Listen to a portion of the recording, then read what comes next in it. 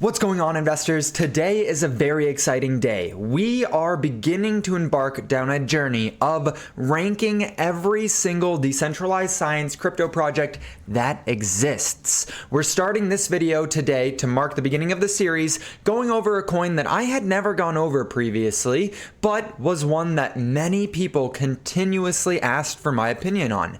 That coin is none other than AIMX, or Aimedis. I don't know how exactly to pronounce that, so hopefully I don't butcher it too badly. Let's get right into this video. Aimedis, where healthcare meets future. So what exactly is this project, and what are we going to go over in this video here today? Well, I have put together a complete checklist, a crypto checklist 3.0, which I use when vetting new crypto projects. It asks 4 main questions, which I have outlined here today. So the main problem that this project plans to solve: why someone must buy the coin, what are the tokenomics behind the coin, and what are the initial distributions of that coin. These are 4 questions that I believe lay the foundation to anyone who is actually serious about investing into these cryptocurrencies must be able to answer at a bare minimum before making any kind of decisions. So hopefully this video and this series can act as a stepping stone, or that initial spark that drives you on further research to answer any questions that might come up throughout this series. I'm then going to take these cryptos and place them on a tiered ranking list between S tier, A tier, B tier, and a piece of trash. Nobody should take these personal. If you're watching this from the DESCI project that I'm breaking down, don't take it personal, guys. This is just my one man's opinion on it all. The reason I'm only doing S, A, B, and trash is because this is a brand new industry. I don't think that we have enough information, if you will, to warrant a C tier and a D tier and an F tier and a trash tier. It's either going to be really good, pretty good, mid, or what are you guys doing? What are you guys doing? All right, so let's get straight into this. First up, what is the main problem that AIMX plans to solve, or Aimedis? The problem is that many people cannot get to a healthcare provider very easily. I put a little graphic here, and this will be linked in the description of the video so you guys can check it out as well. If you appreciate this level of alpha, make sure you hit that thumbs up button and subscribe, because we do everything DeSci here, and we have quite a lot of coins that we're gonna have to go through over the next probably 6 to 8 months. Most people in the world live in cities, right? We know that. And for those people, they have access to healthcare providers, and they can go to the doctor, they can go to a therapist or a psychiatrist, generally speaking. However, there is a large subset of individuals who either live too far away from healthcare providers or just get caught up in the monotony of every single day, living out each day, and can't manage to get into a doctor's visit, right? You're supposed to go on a yearly checkup, or every 3 years, or whatever the recommendation is. When was the last time you guys actually did that? Hopefully, their goal here is to try and solve that problem and allow for an ease of access for people to get into medical providers. So how are they going to solve this problem? Well, they are utilizing the Metaverse. They have created an entire area in the Metaverse, an entire Metaverse dedicated to healthcare, whether that be physical or mental. They're using Web3 digital health platform. You can see here the entire ecosystem. They're integrating AI into this. They have Avalon, which is their Metaverse, the health Metaverse. And then they have VR and data exchange, medical data marketplace included, because they're going to be acquiring a lot of data as they are going over all your health information, right? It's a data farming thing. Data is the new oil, right? We all know that data is digital oil. So whoever's accumulating the most oil, whoever's accumulating the most data, is going to be the people who end up the most prosperous, at least in my opinion. So they have the data exchange, they have a professional health platform, and then a digital health platform. Right now, they are on Polygon. However, their initial contract was deployed on Binance Smart Chain. We continue going. I'm not going to read everything in here, but just know that it is linked on the document that will be in the description. So if you guys want to check it out a little bit more, feel free to. So it is the first healthcare metaverse. And this is their roadmap, which I'd love to see if they would update this, because we are now at the end of 2023. Like, a lot of companies are into 2024 already for their quarters. and they still have not announced Q4 for 2023. So this definitely needs to be updated, guys. They have a wide range of partnerships. Take these loosely, because like just getting into an NVIDIA program does not necessarily mean that NVIDIA has partnered with you. It just is like they have a suite of programs. NVIDIA is a powerhouse of a company, and they want to invest and be involved in as many things as possible. So, but it's still pretty cool, right? That is still a little badge of honor. Amazon, NVIDIA, all of these different companies out there. So they are creating an experience where people only need to log in to visit a healthcare provider. Many people go years without a checkup, which is not great for staying on top of ailments, especially as medicine advances, and with genetic testing, we can catch biomarkers earlier. So a lot of blood tests are now able to be done in which you can see different cancer biomarkers or different diseases release these certain proteins in your bloodstream that we're learning about, and learning how you can catch on to that protein early stage before our traditional systems might have caught up onto stuff like that. Right? And so it's very interesting to see as medicine advances. Same with genetic testing. You can see little mutations in the genome if you're getting it sequenced very frequently. But if you never go to the doctor, you're never going to be able to see that. And many of you guys are probably asking, like, cool, I can't draw my own blood at home, so why the hell would a metaverse healthcare play have any importance here? Well, as the Internet of Things continue to go on, you see a lot of wearables being able to do medical services, such as the Apple Watch, which can now monitor and track your blood oxygen levels, as well as perform ECGs, electrocardiograms, at home. So a lot of these Internet of Things devices, a lot of these wearables, or even just bringing home a blood pressure monitor, like you can do this stuff at home. You don't need to go to a doctor for everything anymore. I also put a link here to the Avion Metaverse here, Aimedis, Avalon. This is a very short little video, just kind of going over stuff. It's like 20 seconds. They don't actually say too much into it, so I'm not going to play it. But these are all the different services that they provide in this metaverse. So you have telehealth, you have education and training, you have social media network, you have research and trials, medical gaming, because they're trying to gamify things, right? You're going to get more people involved into tracking their health if you can find a way to make it gamified. Just like that move to earn movement happened last cycle in crypto, where you would get paid to go on runs and to exercise and stuff like that. They're kind of integrating that into stuff like this, where they gamify being healthy. Retail and businesses, digital twin technology, artificial intelligence, and a digital pharmacy. Pretty intriguing. Kind of sounds cool, right? Everything sounds pretty cool, but where does the token come into play here? Why must someone buy it? Now that we've kind of outlined what they're trying to solve, why is this what's going to solve it? Well, they are securing a data exchange on chain and also implementing NFTs to represent your different healthcare needs and services. Also a subscription service, which is paid in tokens. So these tokens are kind of your API gateway into the entire ecosystem. You can pay subscriptions and get discounts with it.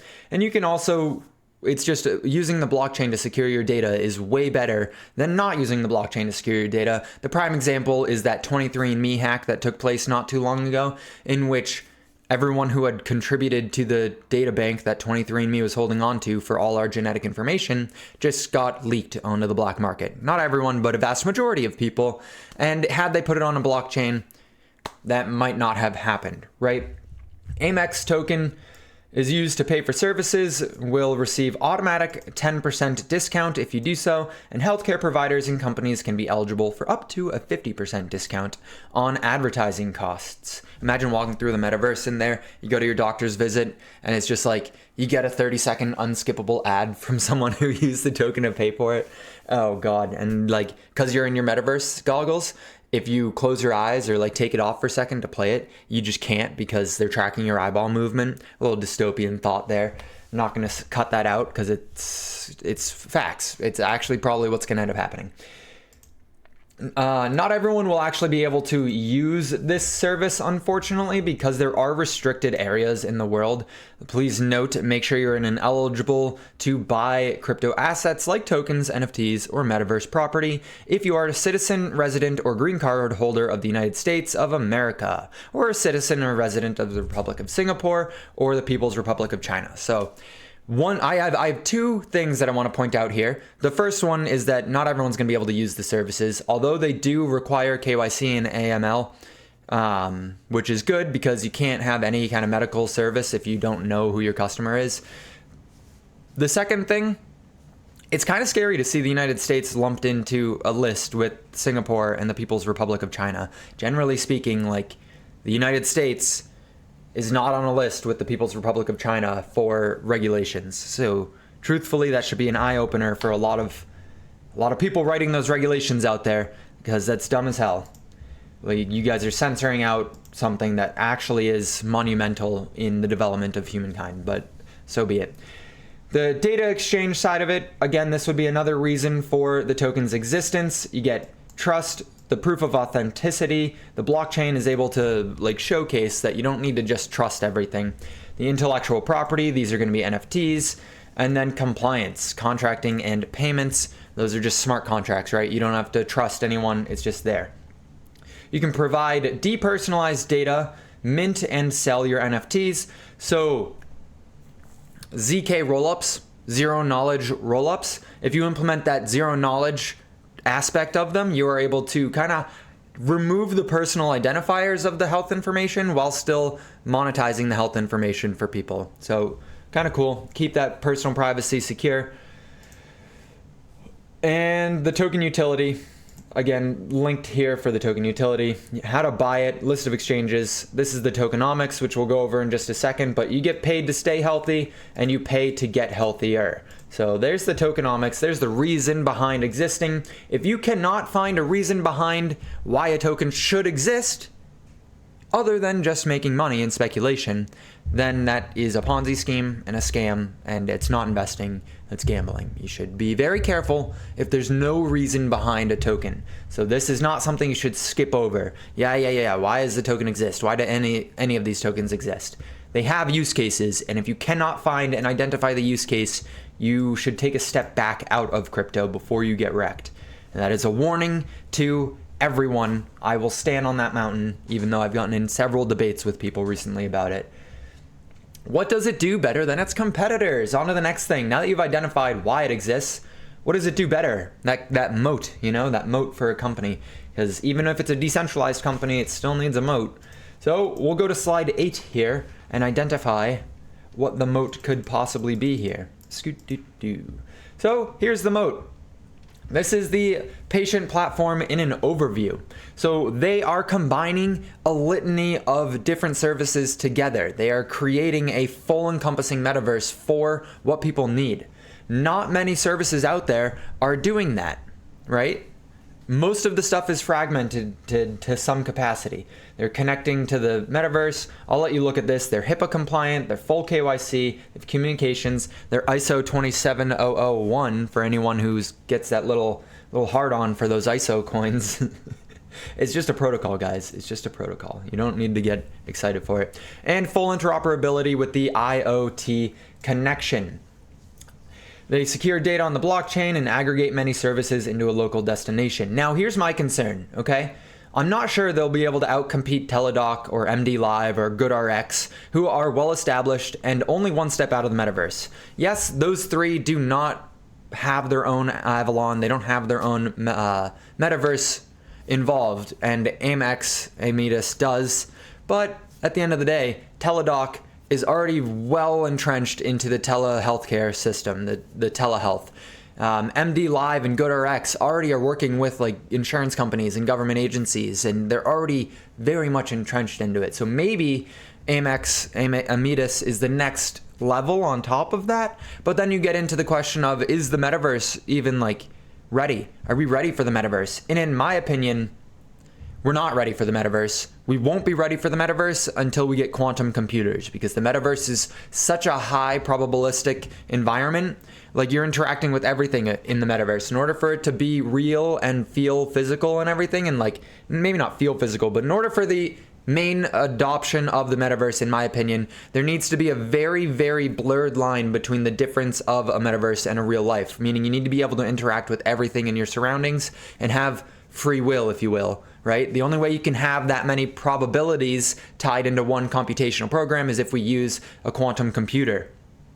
But that's a topic for a completely different video. If you understood what I said there, though, make sure you hit that thumbs up button and subscribe. What is stopping Mr. Mark Zuckerberg, from doing his best, doing what he does best, and stealing this idea for his own metaverse? You know, Zuck loves just taking other people's ideas and making his own company based around it and integrating it into his company. Look at Snapchat. They took stories and put it on Instagram.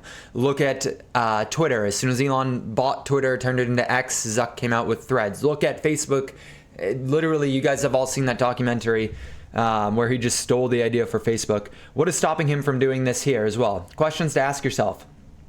As far as the tokenomics, the crypto checklist 3.0, the tokenomics for this, they were shockingly difficult to find and kind of annoying. That is a yellow flag for me, not a red flag, but like these can't be walled off. I need to see the documentation behind it, and it was not easy to find the information on it. So the pricing structure is on page 10, but let's look at the tokenomics real quick. So it's an ERC20 on top of Polygon, except for the NFTs, of course. Those are the 721 standard. The max supply is 600 million, and it is capped with a circulating supply currently of around 194 million. I think it's actually, now that I'm saying that out loud, I think it's outdated. I think that, yeah, they have 55% in circulation, so scratch that. How many are here? 333 million. Let's change that right now. I'll explain why that's different, but in a second. 5 to 15% for staking rewards, and it is deflationary. The team has decided that there will be a 2% burn on the total supply of existing AIMX for the first 5 years following the IDO. After 5 years, a decentralized governance will decide to continue the burn program or not. And then in order to partake in staking, you need 200,000 AIMX. A minimum of 200,000 is required to participate in the yield farming program, and you must stake for X number of months. The lockup is roughly 12 months or 6 months as well. So intriguing. They do have a little bit of a deflationary mechanism, which is cool. We love to see that kind of stuff.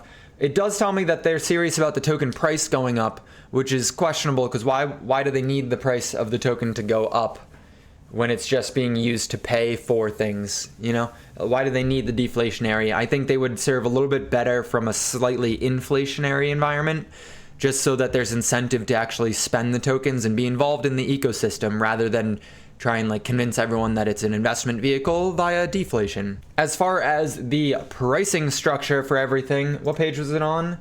It is on page 10. Let's scroll all the way down to page 10 here and notice this is the pricing structure for clients and businesses and everything. So the base price for land in the metaverse is $7.50 per 1 square meter. The base price for a building is up to $10. You can kind of pause the video and look at all this if you want to. Just understand that they do in fact have a reason for the token to exist. They have a pricing structure, and if you pay in the token, you get a 10% discount on things. So they're building out an ecosystem, an entire little economy, if you will, within this place. The reason why these were slightly different, or the circulating supply was slightly different, is because in order for me to find the tokenomics, in order for me to find the vesting schedule, I had to rely on a Medium article that was posted in 2021 while they were still launched on Binance Smart Chain before bridging over to Polygon. And now the bridge, hopefully they didn't change any of this stuff up too much. I don't think they changed any of it up, but nonetheless, like, this is the initial distribution, but that's not all of the tokens, right? So they are really gatekeeping the tokenomics. I joined their Discord and they wanted me to pay like $5 to join it, and I'm just not going to do that, guys. Just not going to do that, which probably explains why the Discord didn't have an egregious amount of people in it. It was pretty modest. For the amount of people that are on their social media platform, you'd think there'd be more people in their Discord, but because you have to connect your wallet and pay for that transaction to connect it, it like gatekeeps it. It blocks people out of it. The initial distribution, only according to that initial distribution from the Medium article, only 20% is owned directly by the team or the foundation, and it is vested for 12 to 24 months, meaning they're good. The vesting period is likely over for the initial team, so you don't have to worry about huge distributions. The reason that these coins are still not in circulation, this other 44.5%, it's because it's locked up in either the treasury or incentive models, or even just like new customers coming in and locking up and staking their tokens, right? It's a very small coin with only $3.7 million circulating market cap. It's extremely small and doesn't take a ton of volume to be pumping it. It does not take a ton of volume to be pumping it. It kind of skyrocketed with this DeSci push that we recently had, and then it also had the AI component to it. My final take here, guys, my final thoughts. It's far too early for mass adoption with something like this in the metaverse. Good luck explaining to your 70-year-old dad why he needs to put on VR headset and go to the doctor in the metaverse. He's not going to do that. And that's the demographic that is going to need to be doing stuff like that the most. Maybe over a lifetime, literally like our generation, I'm 26 right now, so my generation and below, maybe the Gen Zs or what's the one below it, Gen Alpha, is the one that's going to accept it and adopt it, especially if we think that it's going to take a quantum computer to make the metaverse a real mainstream thing. So I think it's too early. First movers cool, but at the same time, there are already first movers such as the entire telehealth market out there, which has been suffering drastically. If we go look at Teladoc stock for a second, Teladoc is at $21. That's crazy. It had a huge spike when there was free money everywhere, and then it's just been dead in the water since then. I used to own this stock, and I was very hopeful for it, but it's too early. That's my verdict here. I think it'll still pump. It's got tokenomics designed to pump, and everything in crypto pumps. DeSci pumps or AI pumps. Those two narratives, like this is going to take, or even the metaverse. So it's tied into three narratives that will probably make the coin pump at some point during this bull market. It's really, really small, so it's not going to take a lot of money to make it go like crazy. It's just, in my opinion, too early. Plus, it's a very competitive and cutthroat industry. Like I said, Zuck could just come in and take it. Tokenomics were annoying as hell to find. And for those reasons, I must place this in the B tier category. I'm sorry, everyone. That's just my opinion. It's not a piece of garbage, but there's too many red flags for me to feel comfortable making it a huge position. Some kind of exposure so that I could have a diversified portfolio of metaverse and AI. If I'm really, really bullish on DeSci, this could be a possible play for that. But B tier. Not bad, but not the best. Your time is your most valuable asset, so hopefully this was worth investing it into. Let me know down below what your thoughts are. Are you holding this coin, or do you agree with me that it's just a B tier cryptocurrency? I'll see you guys in the next video.